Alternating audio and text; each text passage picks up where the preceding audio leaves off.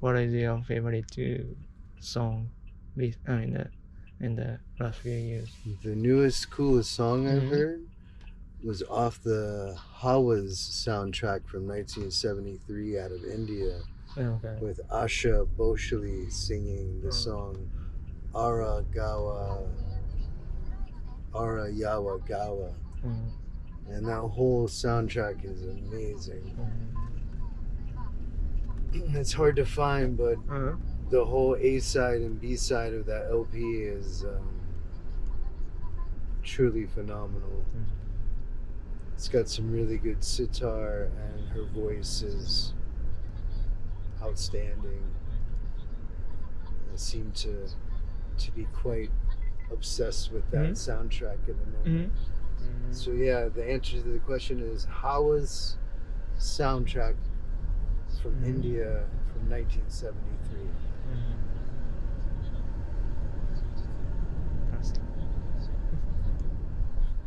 The best drummer, my favorite drummer is the drummer from Shellac from the early 90s. I don't even know his name, but it was the drummer that went on tour with Steve Albini and Bob Weston with the band Shellac. He just is doing certain rhythms that I've never heard before. So yeah, I got to meet him before the concert when I was a young kid, and then during the concert he just kind of blew my mind. So that drummer has always stood out in my mind.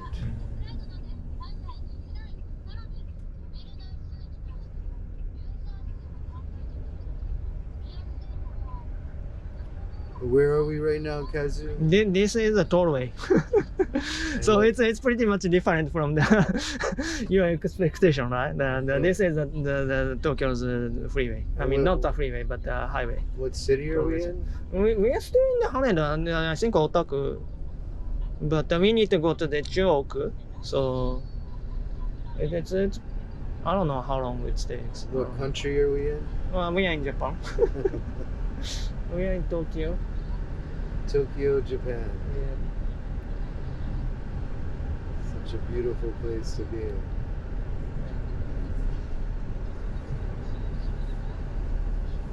And most of the tollway is just 2 lanes in Japan. So I mean, it's not like LA, so you cannot probably. There's no express lane. No, like 45 miles, maybe 60 miles max. So.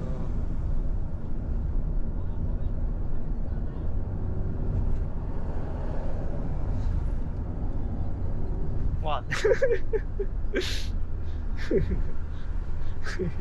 Let's check and see if it's even recording. I don't see it is recording. It's recording. You want me to have the front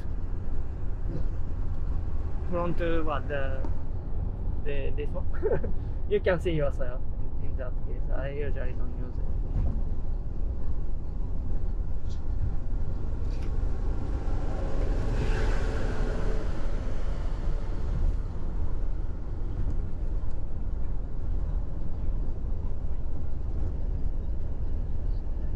it. You asked me earlier what album influenced me the most as a musician. When I was 14, took a lot of psychotropics, and when I heard Verve, A Storm in Heaven, and then Floyd's Piper at the Gates of Dawn, it sort of changed all the wiring in my brain as far as music goes. And the things on A Storm in Heaven and Piper at the Gates of Dawn to this day are still superior to anything I've ever heard artistically done musically. You know, I think Storm in Heaven was mainly produced by John Leckie at Sawmills, and then Piper was done at Abbey Road with all the songs written by Syd Barrett. There's something about those two records that are just not of this world. So when I heard those as like a 14-year-old on psychotropics, it really changed my thinking on music. So I'd say those two LPs are the most influential records that had an influence on me.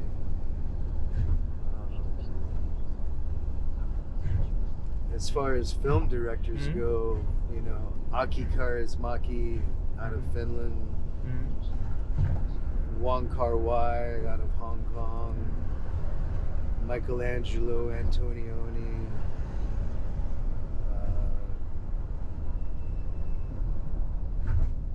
Melville, who did Le Samurai. And there's, you know, in fact, and the biggest of all is Max Ophuls from the 30s through the 50s. Max Ophuls was like, I haven't seen a film done by him that was not perfect as far as story goes, and the camera movements and the blocking and the acting. Max Ophuls is top shelf. But yeah, you know,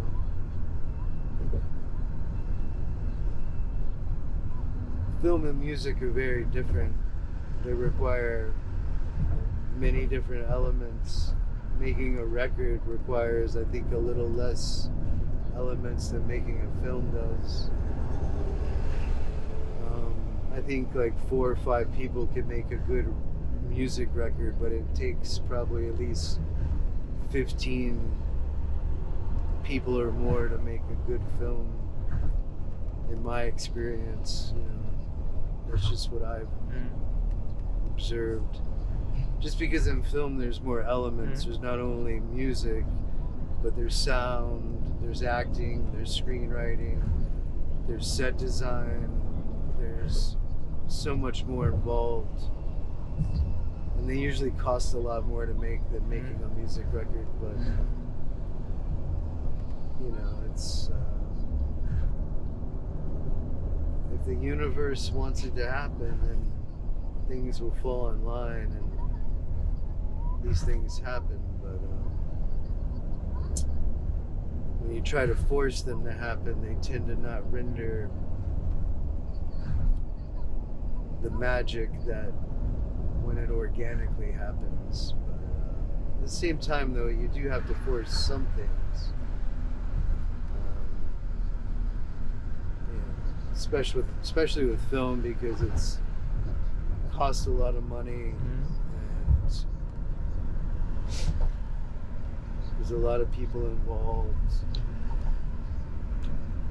Whereas with music, you know, you can make a record fairly inexpensively if you know someone with a nice studio, know a few good players. But making a film is a little more complicated. So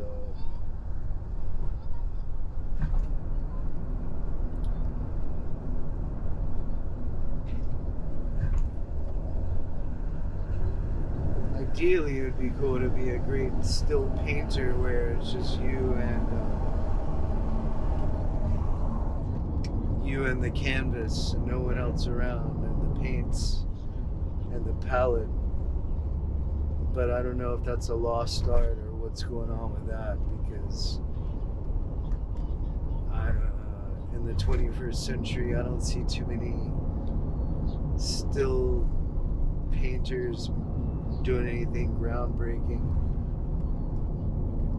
which is kind of happening in the music industry, where I don't see too many musicians or producers doing anything that hasn't already been done prior to the 21st century.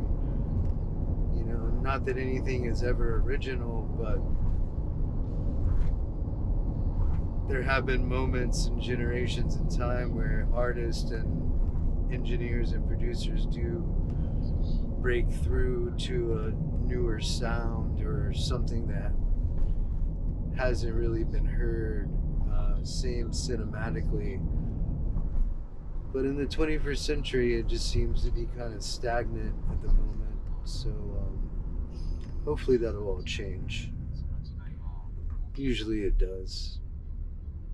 But usually takes some young kids to do something radical to change it all. Some young filmmakers or some young band, and then all of a sudden it revolutionizes the whole industry. So hopefully I'm alive when the next time that happens. I haven't seen that happen since maybe the 90s or the 2000s. But let's just hope that things do go in cycles and circles so that there is another revolution of art.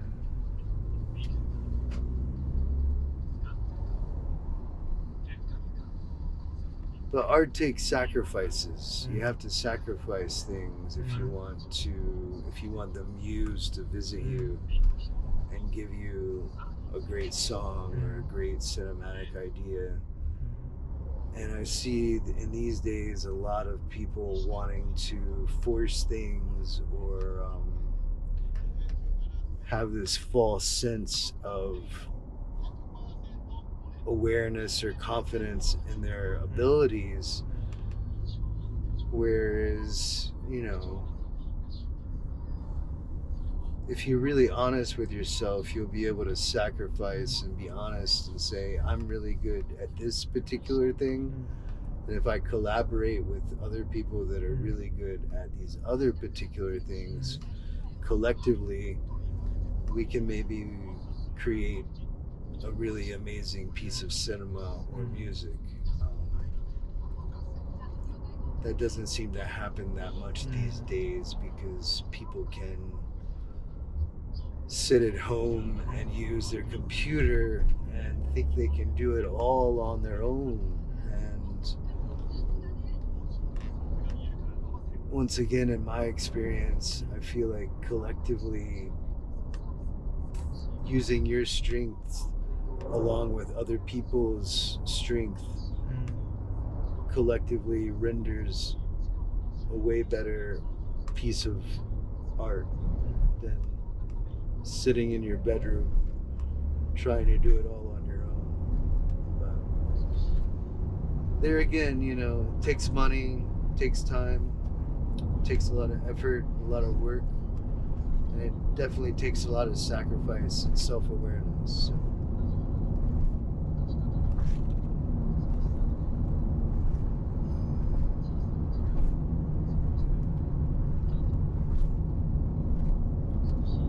music and art and film are very powerful, and I hope as a civilization we focus a little bit more on the power of these mediums,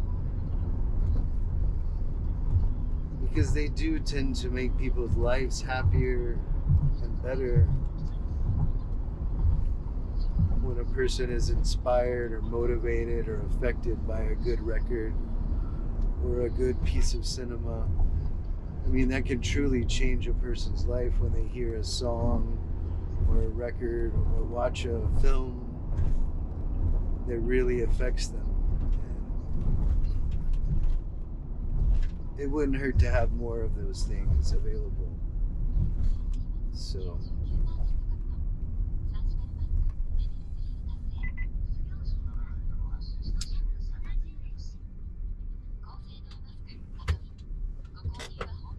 hopefully more stuff comes around that's effective.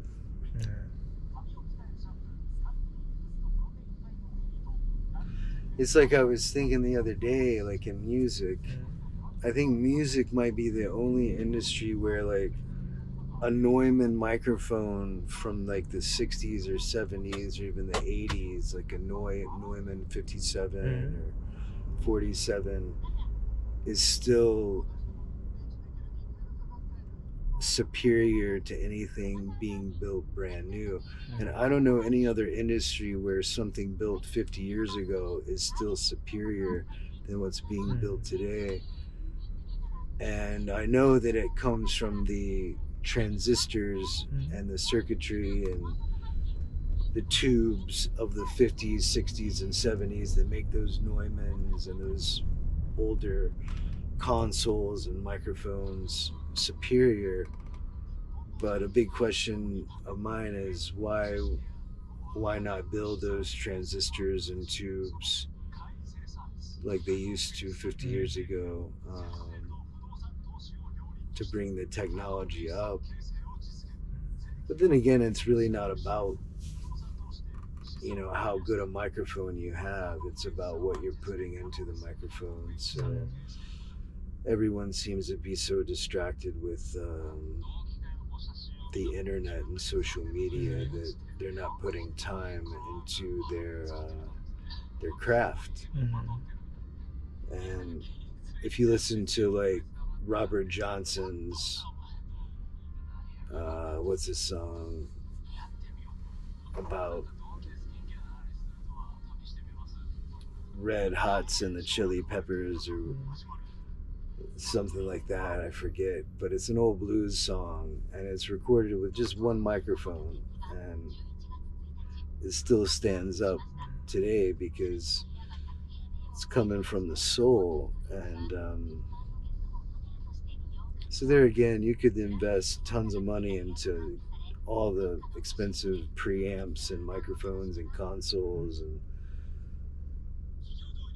outboard gear you want, and studio treatment of the room and all this and that. But at the end of it all, if the person who's writing the music and singing into the microphone or playing into the microphone is not putting their soul into it and hasn't really dedicated their life to it, you're going to probably get something that's kind of mediocre, which is the difference in what used to happen back in the day compared to what's happening now. Used to people would dedicate all their time and energy into rehearsing, just playing in a bedroom, or Roy Orbison used to go into his old car because that was the only place he could get privacy, and he would sit in his car in the driveway and just play and play and play. And once it sounds good in a car, of course it's going to sound amazing when he goes into Norman Petty's studio in Clovis, New Mexico, or into Sam Phillips' studio in Memphis, Tennessee. So I think the trick is if it sounds great all on its own when you're just in a car or in your bedroom or in a house or whatever, then when you do take it into a proper studio, it's only going to sound better. So people are putting more money into like PR and social media campaigns than they are into actually making the music as good as it can be. And usually what happens in the music industry is a harbinger for what's going to happen in a couple years in the film industry. And you can see the same thing happening in film that's been happening in music, where people are kind of in it for the short term and then they're out of it. So, which to me is nothing but a sort of, in my opinion, a waste of time and money. If you're going to make a record or you're going to make a film, if it takes 30 years to make the film, then so be it. If it takes 20 years to get good at singing and to play your instrument, then so be it. But all that is worth it, because once you do get good and it's solid and the vision is there and the craft is there, once you print it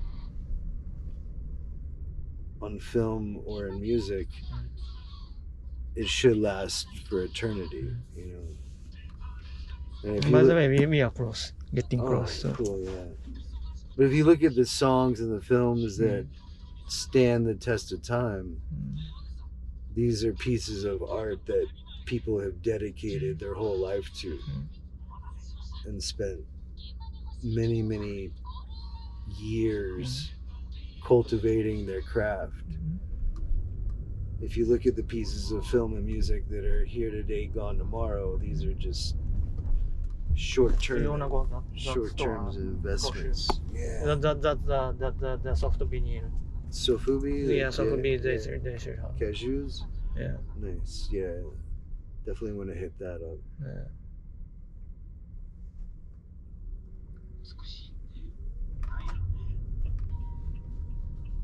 But everything I'm saying is like pretty ubiquitous. I mean, people that are intelligent know what I'm talking about.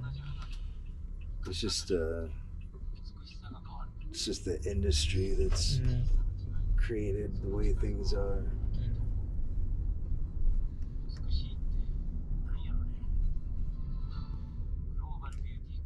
But for all the youngsters out there that maybe aren't aware, everything I just explained is pretty applicable to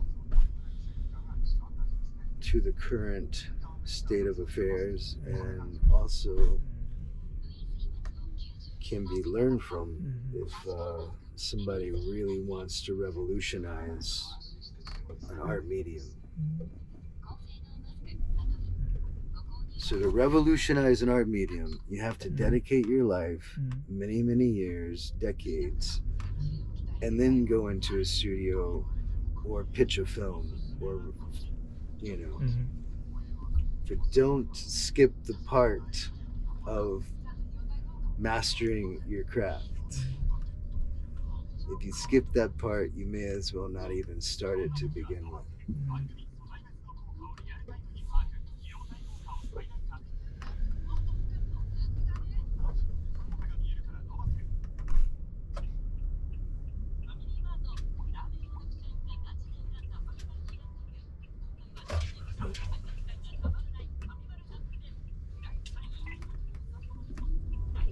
あ、こんなとこなんだ。こちらでございます。こんなとこなんで全然知らないで撮ったから。はい、すみません。じゃあ高速代行です。はい。はい。カードって使います？はい。ではこちらにあります黒いキャンバス下からカードをお願いします。はい。ここからだって。This way だって。